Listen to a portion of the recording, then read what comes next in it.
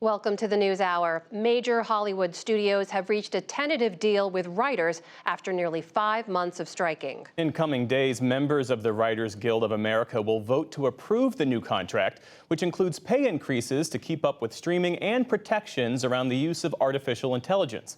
But when production on shows restarts is an open question, since actors remain on strike. Janice Min is editor-in-chief of The Ankler. That's a digital media company that covers the industry. Thanks so much for being with us. Thanks for having me. And we should say that neither the Writers Guild nor the studios have released the detailed terms of this 3-year contract. On the face of it, it appears the writers have won some concessions. What are they, based on your reporting? One of the big ones was about minimum staffing in rooms. And one of the things writers were trying to get the studios to agree on was a certain number of people that could be in a room. So you couldn't have these situations where sole showrunners were being asked to create and write shows. They wanted to guarantee work for people in their union. Another big concession seems to be in artificial intelligence. And anyone who's been paying attention to the strikes probably has heard AI thrown around a lot. Writers obviously consider this a big threat, and actors who are still out on strike probably consider it even a larger threat because their likenesses can be replicated and used in filmed entertainment. And then pay increases. Seems like they want a pretty big pay increase in terms of streaming residuals, in terms of pay in the room. I think one of the really positive signs for the Writers Guild members is that even though the details haven't been released, their language in the press release or the email sent to members yesterday was incredibly triumphant. And in 2008, when they last had a strike and settled with the AMPTP, the studios, they were much more sober about it, saying, we put in the fight, we got what we could. Yesterday felt much more like a victory lap. Well, let's talk more about the residuals, which you mentioned, because writers say that the streaming revenue model has really broken the residuals, and that writers and even actors are now paid a flat fee regardless of how well their show does on streaming platforms. We spoke with a writer named Charles Dewey. He's a staff writer for the TV show Criminal Minds, and he identified that as his top concern. Historically, the big corporations have been profiting off of residuals to no end with no real oversight. Particularly the show that I worked on was one of the most streamed shows in the world. And for any residual payment, it was a flat fee. It wasn't watch based. It wasn't, because we kind of blew up during the pandemic, we were not compensated. We just had our flat fees. So Janice, as you well know, in this feast or famine entertainment industry, residuals or royalties, that's the thing that keeps these artists afloat. What has the Guild outlined as an acceptable approach? They've asked for data, and this is one of the big issues that will impact Hollywood for the next 10 years. When Netflix came into the ecosystem, they created this model that at first seemed great. We are going to pay you basically more than the studios, the legacy studios are going to pay you, and it's going to be an all-you-can-eat price. And then what I think none of the writers and actors were planning on or were expecting was just how big streaming would become in this industry, how many millions and millions of people would be watching their shows, and how little information they would have about that to give them any leverage in knowing if they were getting paid enough, not enough, too much. And so that is where this gray area formed, which is the basis of so much of what was being negotiated.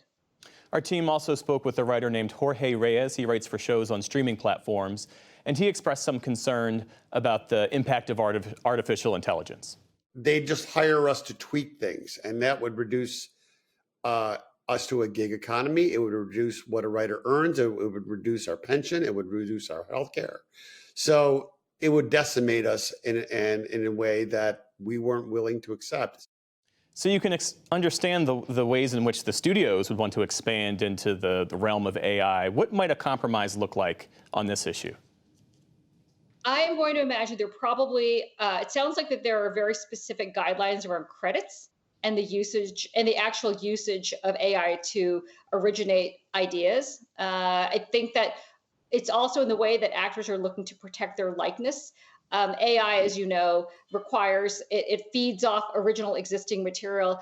I am going to have to guess some of this are there are provisions around using existing writers' material to generate future material. So if you're a writer on, let's say, The Office for 8 years, that your voice cannot be used to create the new Office spinoff that's coming out, that will come out in 10 years, 10 years from now. So it's about protecting your original voice and not being replaced in the writer's room. And I think anyone who's played around with ChatGPT knows you can plug in, can you write me some Aaron Sorkin dialogue about Trump's potential second term in office, and it spits it out, and it's fairly convincing, and that is probably one of the most terrifying things for writers today. In the less than 2 minutes that remain, what might an agreement for the writers mean for the separate actors strike? Because those two sides have not spoken in more than 2 months, and so far as I know, there's no talks that are scheduled.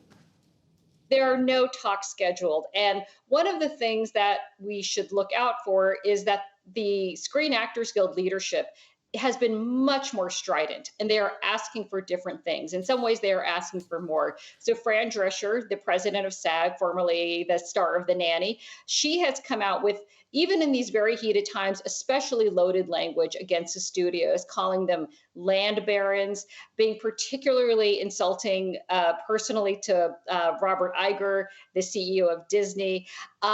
She has definitely made it much more, I would say, a true class war in Hollywood, taking it far beyond even some of the rhetoric of the writers. So bringing them, getting these two to the table, and what we hear is that the CEOs are actually fairly stunned by the sort of words coming out of SAG. I think it's going to take a lot of sort of both of them will have to cool down a little to make that happen. But SAG is asking for something that the WGA is not, which is revenue sharing. And what they're asking for is 2% of revenue generated by the shows where their actors star. And as anyone who knows, with these big data companies, Apple, Amazon, Netflix, they don't share data. And that makes it almost impossible to figure out how they could come to some sort of conclusion there. Janice Min is editor-in-chief of The Ankler. A real pleasure to speak with you, Janice. Thanks for your insights. Thank you.